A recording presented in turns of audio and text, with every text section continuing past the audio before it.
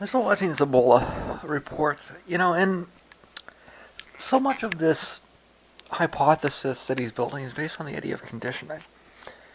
They have to condition us, and this is actually a common idea in the conspiracy theory uh, world.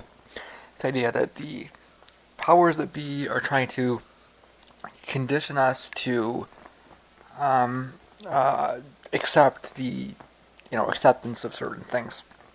I think it does go back quite a ways. It's not something that just kind of popped up. And there's maybe valid reasons to think about that if you want to look at the way that propaganda was developed and unveiled um, in the early part of the last century. I think that it's been such a long time since the governments care about what it is that people think. I think that's something that really started turning over in the 70s. And certainly in my lifetime, I see little evidence that the government has the slightest interest in what people think at all. So this idea that they would pour all of this resources into conditioning people to be ready for something or to accept something, um, I really don't think that fits with my perception of the way that the state operates. If you look at, for example, the free trade agreements, people protest, and they just throw them in jail. There's not a conditioning process. There's no, I mean, there might be a few op-eds in the New York Times or, the Toronto Star or whatever, but I mean, the idea that there's this giant push to have us accept these, the NAFTA and the TPP, and like that, it's just not there. And frankly, we can protest all we want. We're not going to get out of it. Um, Another example of that is the war in Iraq. There were massive protests, and nobody. It had no effect. Um, we even got so far as electing a guy who said he was going to end it, and it still had no effect. So, um, it really doesn't. Another good example is the climate change file. Um, you can protest all we want; it's not going to have any effect. So, this idea that um, the government really cares what people think is really not.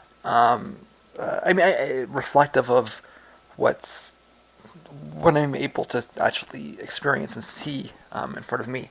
Again, I think that there was a time when the government was more concerned about controlling popular opinion. I think that was true in the 20s, in the 1920s. And I think that ultimately what this strain of thought is coming from is literature that is that old, or maybe came out a little bit later, um, but was exploring thought processes from the 20s. I know that he mentioned Carol Quigley. Well, Carol Quigley was writing a little bit later, but he was exploring things that happened, 50 years before he wrote it. So uh, Anthony Sutton's another one, right? So maybe the literature is a little bit newer than that, but the mindset is much older. Um, and if we do end up with another, spattering of insiders, opening things up for us, maybe that might help change the narrative. But the idea that I think I think that today, based on what I see around us, which is just a naked police state that uses absolute brute force. Um, I mean the shift seems to have happened in the '60s, right? Somebody that's written quite a bit about this, and I've pointed this out I think before, is Chomsky. Um, and he's written about his readings into things like the Trilateral Commission, which I mean we're actually more or less in the same sphere here. It's just I'm citing a respected person here instead of a crackpot, but ultimately it, it's really saying the same thing, and um, this kind of perspective that it was about the early to mid 70s that all of these supposedly liberal members of the establishment got together and said, these people have too much freedom. Um, the tools that we've been using are failing. Look at them out protesting in the street and marching. We need to take away their education, and we need to crack down on them. We need to get more violent, and that's what's happened since. All through the 70s, all through the 80s, 90s, 2000s, and now, you know, that was a long time ago. Like we're talking about almost 50 years ago, right? And over the last 50 years, this idea that the government cares at all or is putting any effort into trying to shape public opinion really doesn't seem to be accurate. What's more accurate is to suggest that government is putting a lot of resources into policing and into ensuring that anybody that does pay attention and doesn't, think what the op-ed says is going to have their head smashed in. So I'm just having I mean whether we're talking about Ebola or we're talking about um, uh, expanding police powers or anything else, I really think that this is a naive way to look at the way that the state functions nowadays. Again, it's coming out of a thread of thinking that was perhaps valid, 100 years ago. But it doesn't really add up anymore. And what you're getting if you're constantly looking for this, um, I mean you'll find it, right? And so you're able to build up these elaborate theories.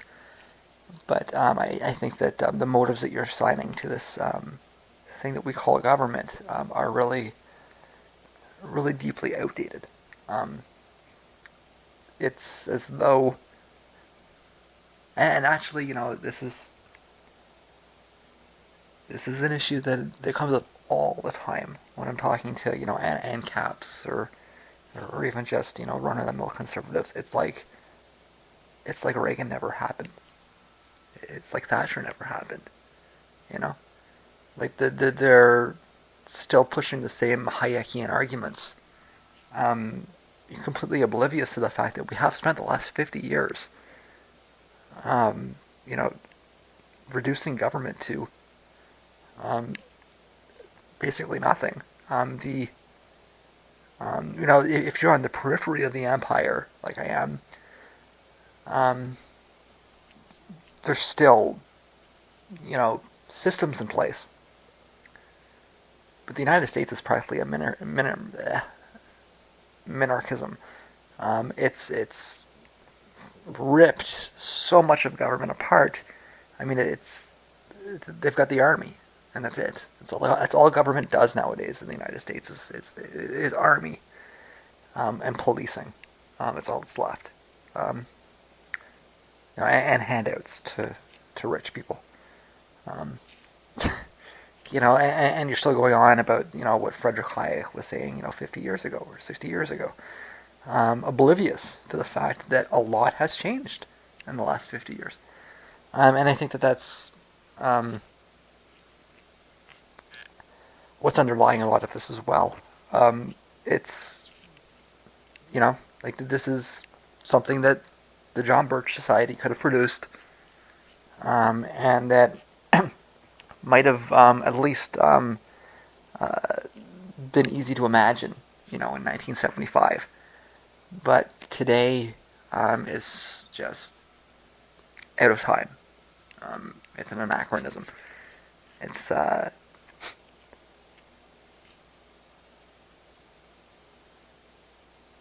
it's assigning yourself a far greater report and level of importance than the state would. The reality is that the government does not even care what you think anymore. It doesn't. It's not even trying to control your thoughts. It just doesn't give a fuck. And if you step out of line, you get a bullet between your eyes, and that's the end of it.